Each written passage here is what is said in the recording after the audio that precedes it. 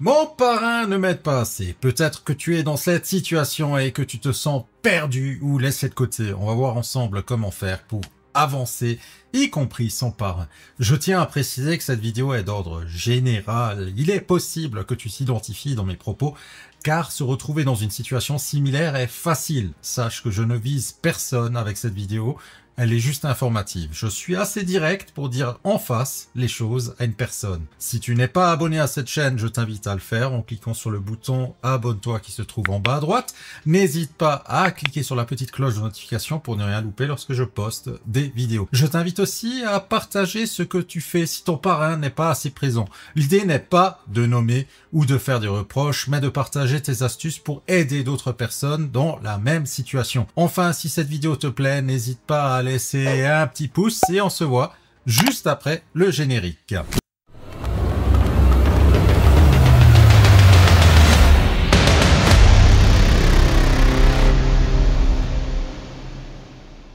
Un parrain absent, quoi faire? Tu as rejoint la coopérative, mais ton parrain direct ne donne plus signe de vie. En effet, beaucoup de parrains font l'erreur de se dire qu'après l'inscription d'un filleul, c'est fini. Or, c'est faux! Que faire si ton parrain n'a pas compris ça et manque d'implication? Une bonne stratégie consiste à remonter dans la lignée. Ton parrain est absent, essaye de contacter ton grand-parrain. Ton grand-parrain est absent, essaye de contacter la personne encore au-dessus. Tu finiras par tomber sur quelqu'un de bien. Pour ma part, suite à un différend, ma marraine ne voulait plus rien faire avec moi. J'aurais pu abandonner, mais non, j'ai pas rejoint cette aventure pour laisser tomber. J'ai donc pris contact avec mon grand-parrain qui m'a naturellement pris sous son aile. Et mon cas est loin d'être le seul. En cherchant, tu finiras par trouver un parrain bienveillant, prêt à donner des astuces précieuses. Pourquoi? Parce que dans le MLM, ton succès est lié au succès de tes filleuls. Ce qu'il faut retenir ici, c'est que si ton parrain direct n'est pas disponible, il y a souvent quelqu'un plus haut qui est prêt à donner un coup de main. Car ton succès lui sera forcément bénéfique. Celui qui a compris les MLM sait que ses filleuls sont bien plus que des filleuls. Certes, un filleul, ça rapporte des micro-commissions. Mais un filleul, c'est aussi un collaborateur, quelqu'un qui t'aide à faire grandir ton équipe. C'est pourquoi quelqu'un qui a compris la coopérative ne va jamais s'amuser à ignorer ses filleuls. Au contraire, il va rapidement mettre en place des moyens pour les aider. Maintenant, imaginons que tu ne trouves personne dans ta lignée pour t'aider. Tu peux toujours te tourner vers des leaders de lignées différentes, des gens qui ont de l'expérience et qui partagent leurs astuces en ligne. Certes, ils ne vont pas t'accorder autant de temps qu'à leur propre équipe. Mais crois-moi, ils te répondront quand même, car ils savent que plus il y a de monde dans la coopérative, plus cette dernière a de la force dans les négociations. Et quelqu'un de motivé, qui veut avancer, qui veut fonder une équipe, vaut la peine d'être aidé. C'est aussi une des raisons pour cette chaîne. Je pourrais me limiter à faire des vidéos promotionnelles, tout garder pour moi, mais ce serait bien bête, car plus on est nombreux, plus on a de nouveaux partenaires, plus on a de nouvelles remises intéressantes, et quelqu'un qui n'a pas d'aide, qui n'est pas formé, finit par abandonner, voire de faire de la publicité négative. Je ne me limite pas que à cette chaîne, j'ai aussi mis en place un Discord spécial enchanteur, ouvert à tout enchanteur qui souhaite venir. J'ai déjà 4 équipes là-bas, et je suis persuadé qu'une place centrale ouverte à tous apporte un plus non négligeable. Et niveau mélange de parts, c'est un plus non négligeable, peu importe le niveau d'avancement de ta part. Au final, sans parrain bienveillant, c'est à toi d'aller chercher les informations. Ne te limite pas aux gens que tu connais personnellement. En MLM, le partage est grand et tu trouveras toujours quelqu'un prêt à te donner des pistes. Ose regarder les présentations d'autres personnes, ça te montrera une façon différente d'aborder certains sujets. Tu pourras t'inspirer de plusieurs façons de présenter pour mieux présenter toi-même ou inviter à des présentations ouvertes à tous. Ose poser des questions, tu obtiendras des réponses qui t'aideront à avancer, obtenir des conseils qui peuvent être la petite étincelle qu'il te manque pour faire la différence. Enfin, même si tu n'as trouvé personne pour t'aider ou que tu n'as pas osé solliciter un leader, sache que les ressources ne manquent pas, que ce soit des livres ou des vidéos. Déjà, essaye d'identifier tes faiblesses. Si tu n'arrives pas à briser la glace, cherche à te former dans ce domaine. Il y a plein de livres et vidéos sur ce sujet.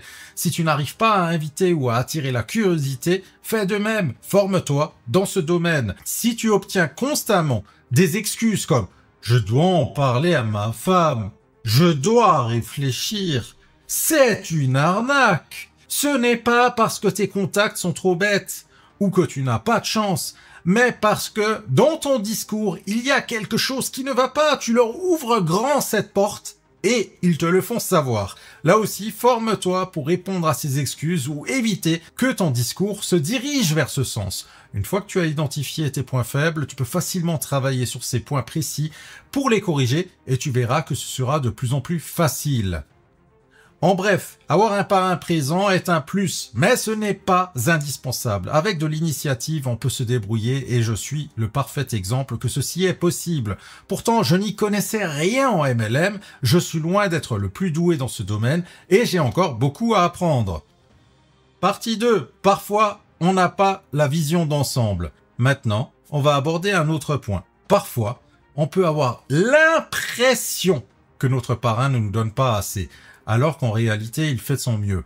C'est aussi une situation courante et parfois, on n'a pas forcément la vision complète de son implication. Sans parler de ceux qui disent qu'il n'aide pas assez simplement car vous voulez qu'il cycle vos parts à votre place. Bien sûr, certains le font, mais selon la taille de l'équipe, ça peut très vite épuiser le budget du parrain. Imagine que ton parrain a plusieurs dizaines ou centaines de filleuls actifs, voire beaucoup plus. Chacun avec des besoins différents, des niveaux de motivation différents.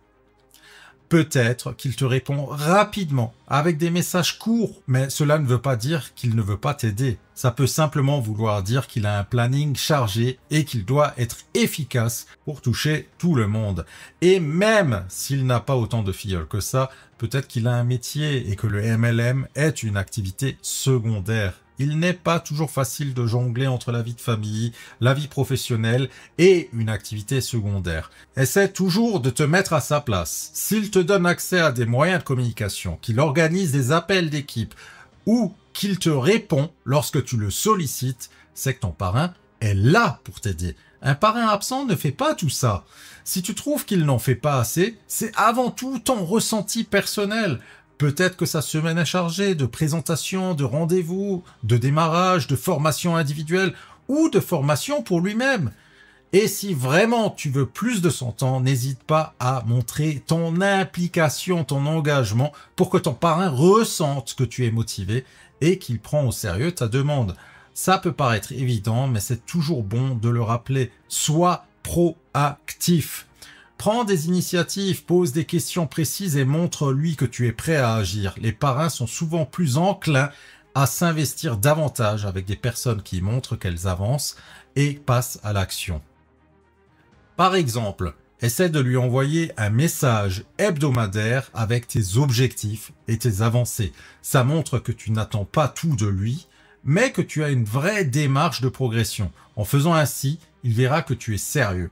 Et il est possible qu'il souhaite travailler encore plus avec toi jusqu'à ce qu'il trouve que tu es parfaitement capable de te débrouiller seul.